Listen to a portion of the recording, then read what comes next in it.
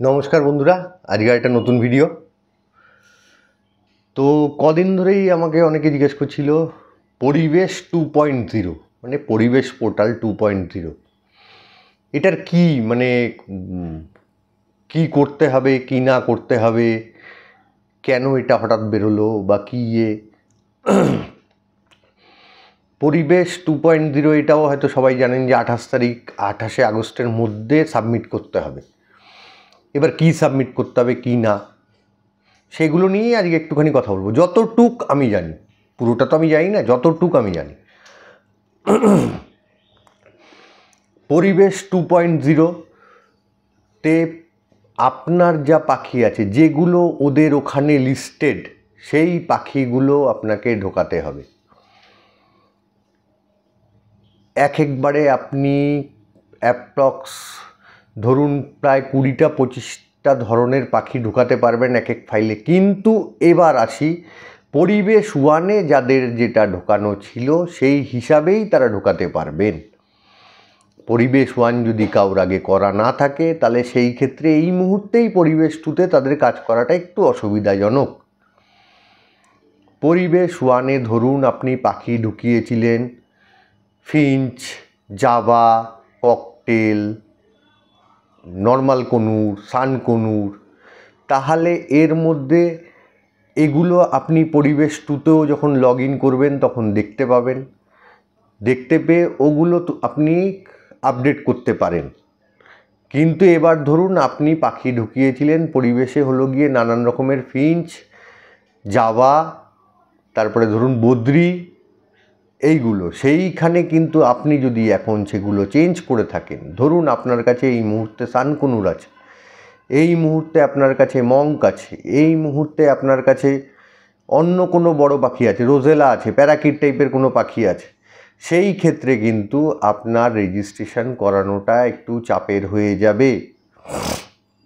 রেজিস্ট্রেশনের প্রসেসের নিয়ম হলো গিয়ে যেই ফাইলটা ফিল আপ করবেন সেই ফাইলের মধ্যে 20, 25, 30 যত রকমই মানে যতটা ওরা দেবে তত রকমের পাখি যদি আপনি ঢোকাতে চান একবারে ঢোকাতে পারবেন। কিন্তু যদি 1-এ সেগুলো লিস্টেড থাকে, আপনার 1-এ লিস্টেড না থাকলে পরের বার কিন্তু সেগুলো এক্সট্রা ঢোকাতে পারবেন না।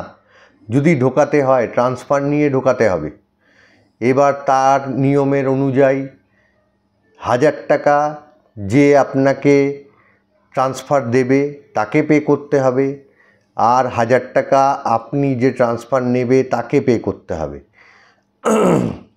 কিন্তু যেহেতু দরকারটা আপনার, সেই ক্ষেত্রে দুদিকের টাকাটাই কিন্তু আপনাকেই পে করতে হবে। পে করে আপনি সেখানে ঢোকাতে পারেন। এবার বলি, ধরুন আপনার জাভা তোলা আছে পরিবেশ 1-এ, এবারও আপনার কাছে জাভা আছে, জাভা যদি আপনি ঢোকাতে চান, জাভা ঢোকাতে চান সেই ক্ষেত্রেও কিন্তু আপনাকে 1000 টাকাই দিতে হবে, ঢোকানোর জন্য 1000 টাকাই দিতে হবে। এরপরে যখন জাভা বিক্রি করবেন সেই ক্ষেত্রেও কিন্তু 1000 টাকা আপনাকে দিতে হবে, যে আপনার থেকে জাভা নেবে তাকেও 1000 টাকা দিতে হবে। মানে 200-300 টাকার জাভার পিছনে এখন 1000 টাকা আলাদা করে খরচ করতে হবে। ঠিক আছে? মানে যদি কারোর কাছে এরকম থাকে, lovebird, Fischer group lovebird, mask group lovebird, এগুলো কিন্তু এর মধ্যে আসবে। ফিঞ্চের মধ্যে বেঙ্গলি ফিঞ্চ, জেব্রা ফিঞ্চ ছাড়া বাদবাকি সব ফিঞ্চই দেখবেন এর মধ্যে চলে এসছে। এই মুহূর্তে এখন পর্যন্ত ককটেল নেই, বদ্রি নেই, তারাও দেখবেন এক সময় চলে আসবে, এই মুহূর্ত অবধি নেই। মানে 28 তারিখের মধ্যে হওয়ার কোনো চান্সেসও নেই তাদের। তাই জন্য এরা অনেকটা সেফ সাইডে আছে, এদের প্রবলেম খুব কম। যাদের কনুর আছে, ঝান্ডিয়া আছে, মঙ্ক আছে, তাদের অসুবিধা তৈরি হবে। তাদেরকে যদি তারা পরিবেশ 1 না করে থাকে তাহলে এখন করাটা কিন্তু অসুবিধাজনক। আর না তুলতে পারলে আপনি এরপরে আপনার থেকে যখন কেউ পাখি নিতে আসবে, সে যখন ট্রান্সফার চাইবে আপনি কিন্তু ট্রান্সফার দিতে পারবেন না, কেন আপনার তো অ্যাকাউন্টই নেই, আপনার তো পোর্টালে ওই পাখিগুলোই নেই, তাহলে আপনি ট্রান্সফার দেবেন কি করে? সেই জন্য যাদের তোলা আছে তারাই এই মুহূর্তে করতে পারবেন, যাদের তোলা নেই তারা কিন্তু এই মুহূর্তে করাটা একটু অসুবিধা, না বলবো না, অসুবিধা। যেরকম ফিঞ্চ, বদ্রি, মানে নর্মাল ফিঞ্চ, বদ্রি এগুলোর জন্য খুব একটা কিছু লাগছে না, এটা নিয়ে কোনো অসুবিধা নেই। ককটেলেরও কোনো কিছু নেই, ওখানে কোনো ডিটেলস নেই, ককটেল আপনি খুঁজলেও ওখানে পাবেন না, তো সেই জন্যে এগুলোতে কোনো প্রবলেম নেই। কিন্তু এর উপরে যা যা পাখি আছে সব পাখির পিছনেই কিন্তু আপনাকে ডিটেল সাবমিট করতে হবে। ব্রিডিং পারপাস যেই পাখি থাকবে সব পাখিরই ডিটেল সাবমিট করতে হবে। যদি আগের বার আপনার ধরুন ফিশার, তারপরে মাস্ক, সব লাভবার্ডই তোলা থাকে, প্লাস সানকনুর তোলা আছে, মঙ্ক আছে, মঙ্ক তোলা আছে, রোজেলা তোলা আছে, বা অন্য কোনো প্যারাকিট তোলা আছে, তাহলে কিন্তু সেগুলো আপনি আরামসেই সবকটা তুলতে পারবেন 1000 টাকার বিনিময়ে। 1000 টাকা দিয়ে তুলতে পারবেন, কিন্তু যদি না থাকে তাহলে সেই ক্ষেত্রে কিন্তু তুলতে পারবেন না। সেই জন্য ট্রান্সফার করে যদি তোলাতেও যান সেটাও একটা অসুবিধাজনক, কেউ আপনাকে দেবে কি না সেটাও একটা ফ্যাক্টর। সেই জায়গাগুলো চিন্তা করার বিষয়। কিন্তু নিয়মগুলোর মধ্যে অনেকগুলোই অসুবিধাজনক ব্যাপার রয়েছে। যেরকম ধরুন 1000 টাকা একবার, ঠিক আছে, সেটা নিয়ে অসুবিধা কিছু না, মানা যায়। কিন্তু তারপরে প্রত্যেক ট্রান্সফারে যদি 1000 টাকা করে পে করতে হয়, যে ট্রান্সফার করবে তাকেও, আবার যে নেবে তাকেও, মানে এই 2000 টাকা যে পে করতে হবে, পাখিটার দাম যদি হয় 4000 টাকা, 2000 টাকা যদি তাকে পে করতে হয়, তাহলে পাখিটার দাম রইল 2000 টাকা। সেইটাও তো চিন্তা করতে হবে। আচ্ছা, সানকুনুরের বাচ্চা যদি 7000 টাকায় বিক্রি হয় বা 6000 টাকায় বিক্রি হয়, তার মানে 2000 টাকা তো আগে ওখানেই দিতে হবে। তার মানে দাম রইল কত? এক জোড়া দাম হলো গিয়ে, এক জোড়া হয়ে যাচ্ছে, সরি, মানে একটা সানকুনুরের দাম হলো গিয়ে 3500 টাকা। তা আমি একটা পাখি ট্রান্সফার করব, সেখানে হয়ে গেল 1000, 1000, 2000 টাকা চলে গেল, তার মানে পাখিটার দাম রয়ে গেল 1500 টাকা।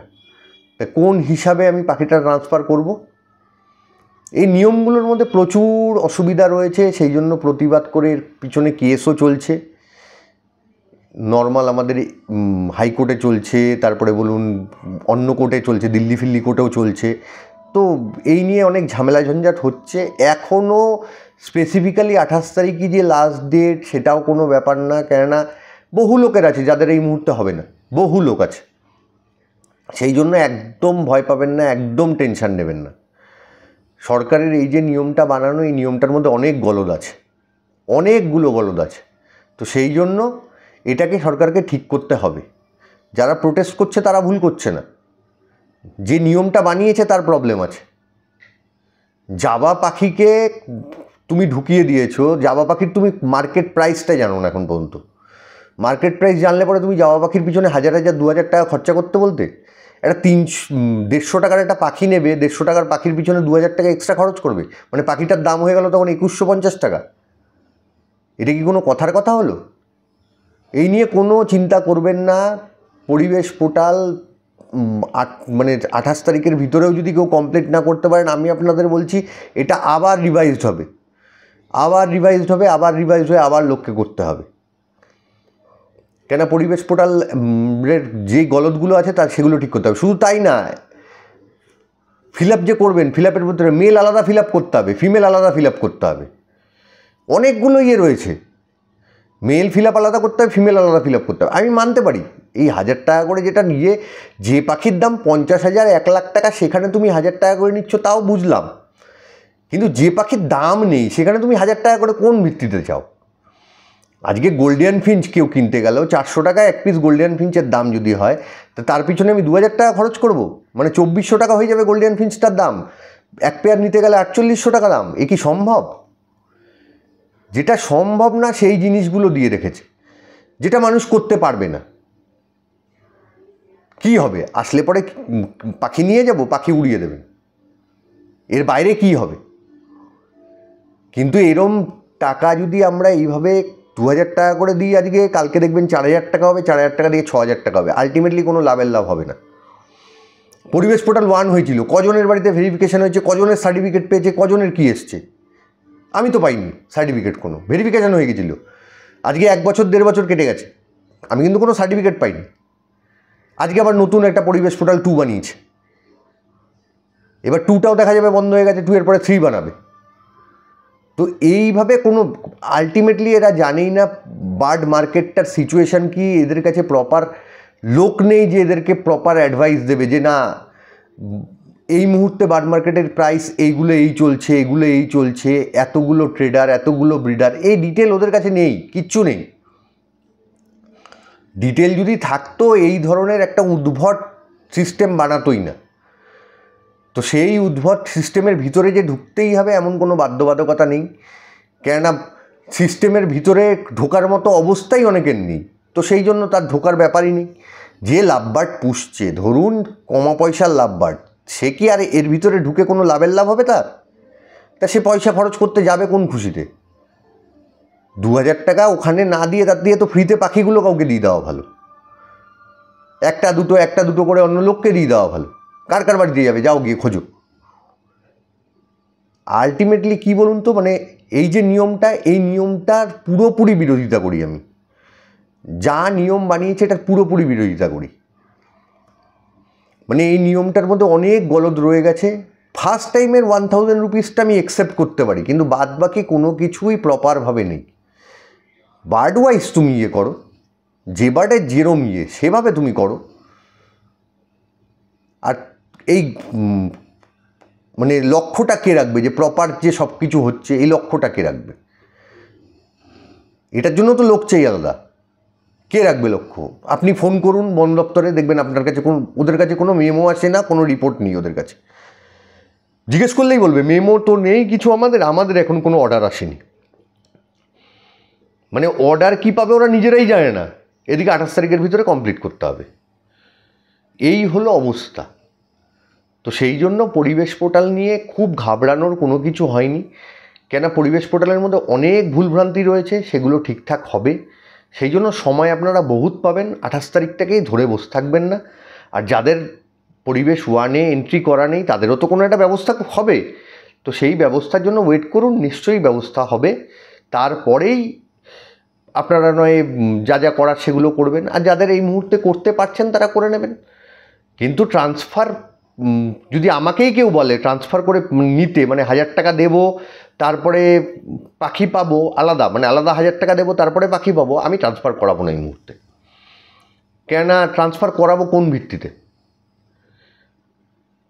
আমি পাখিটা যেটা নিচ্ছি সেই পাখিটার দামই তো 2000 টাকা, আমি কোন ভিত্তিতে ট্রান্সফারটা করাবো?